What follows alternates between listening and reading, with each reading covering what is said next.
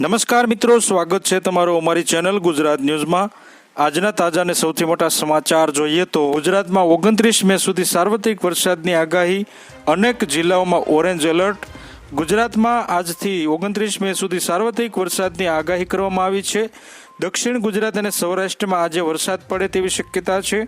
આજની પવનની ગતિ 50 થી 60 કિમી પ્રતિ કલાક રહે તેવી શક્યતા છે। આવતીકાલથી પવનની ગતિ ધીમે ધીમે ઓછી થશે તેવી સંભાવના છે। બીજું કે અમદાવાદ અને ગાંધીનગરમાં ગાજવીજ સાથે હળવો વરસાદ પડી શકે છે। સૌરાષ્ટ્ર અને કચ્છમાં પણ ભારે વરસાદની આગાહી છે। આ સિવાય સાબરકાંઠા, અરવલ્લી, મહીસાગર, દાહોદ, પંચમહાલ, છોટાઉદેપુર, નર્મદા, તાપી, ડાંગ, નવસારી, વલસાડ, દમણ, દાદરાનગર હવેલી સહિત સુરેન્દ્રનગર, રાજકોટ, બોટાદ, અમરેલી અને ભાવનગરમાં ભારે વરસાદ પડશે તેવી શક્યતા છે, જેના લીધે ત્યાં ઓરેન્જ એલર્ટ જાહેર કરવામાં આવ્યું છે।